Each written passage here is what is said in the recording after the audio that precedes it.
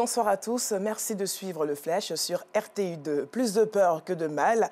À l'aéroport Félix Houphouët-Boigny d'Abidjan, un avion de la compagnie aérienne nationale Air Côte d'Ivoire immatriculé TUTSK en provenance de Korogo et Bouaké a effectué un atterrissage d'urgence à 19h15 en raison d'un dysfonctionnement de son train d'atterrissage avant, rapporte un communiqué de presse de la compagnie Air Côte d'Ivoire. Heureusement, aucun dommage corporel n'a été enregistré au sein des passagers ou du personnel navigant à bord.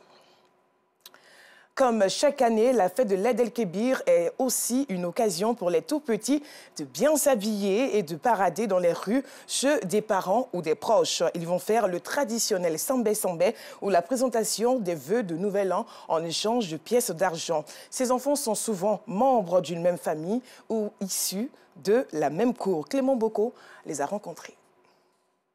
Commune d'Adjamé, quartier Gare.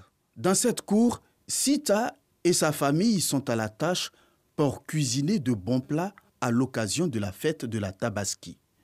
Pour ce jour spécial, sa fille et ses belles-filles portent un uniforme. Une manière pour elles de renforcer les liens familiaux et garder de bons souvenirs. Comme c'est une fête, tout le monde est heureux. C'est pourquoi on fait une forme pour porter. On est en train de préparer un peu à manger. Dieu nous a fait grâce, on a eu mouton, donc on est en train de fêter. Sa fille est venue de l'intérieur du pays pour l'occasion. Non, on a appelé mouton, qu'elle va faire grâce pour nous, qu'elle va griller pour nous donner, on va manger nous tous, moi et puis mes grands frères et mes petits frères. On est là à laver salade, on va manger avec frites et mouton. Et si quitte à Bouaké, et Dieu vient fêter avec ma maman, avec mes grands frères et mes petits frères. Après le repas, place aux réjouissances.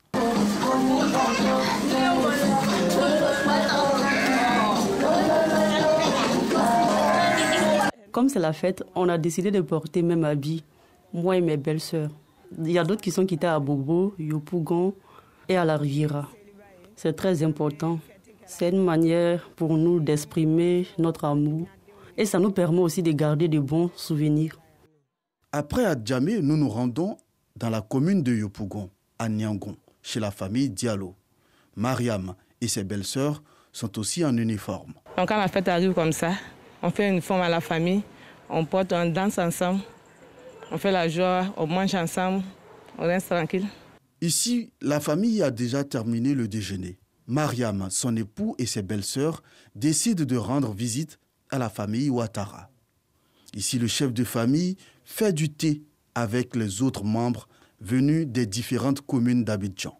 Ok, c'est un réel plaisir de retrouver toute ma famille auprès de moi pour un si grand jour de Tabaski.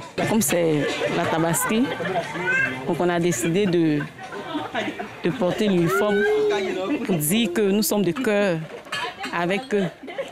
On est ensemble, c'est la famille. Voilà, donc c'est pourquoi on s'est mis en uniforme, pour faire encore plus de la beauté. Et ma soeur qui est venue me rendre visite. On va manger un peu, on va partager quelque chose.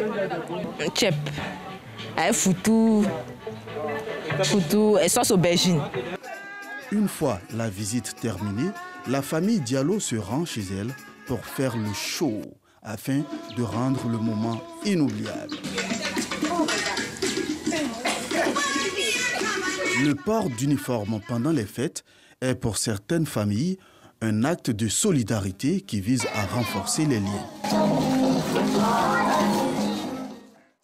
À 19h30, la rédaction de RTI2 vous donne rendez-vous dans les dossiers de la 2 qui portent sur le sacrifice d'Ibrahim, honoré par les fidèles musulmans à l'occasion de la fête de l'Aïd el-Kébir. Un reportage proposé par notre JR Bintou Pekele, alors ne manquez surtout pas.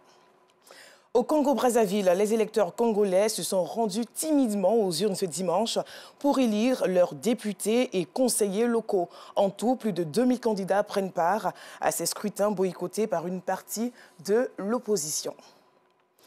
Week-end meurtrier en Afrique du Sud, 2 fusillades dans des bars où les assaillants semblent avoir tiré au hasard sur la clientèle ont fait 19 morts dans la nuit de samedi au dimanche.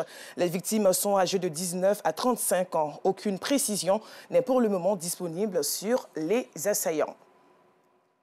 Et pour terminer, le président ukrainien Volodymyr Zelensky a dans un décret annoncé avoir limogé les ambassadeurs ukrainiens en Allemagne, en Inde, en République tchèque, en Norvège et en Hongrie. Les raisons pour le moment ne sont pas mentionnées. C'est la fin de ce flash. Prochain rendez-vous de l'information, 19h30.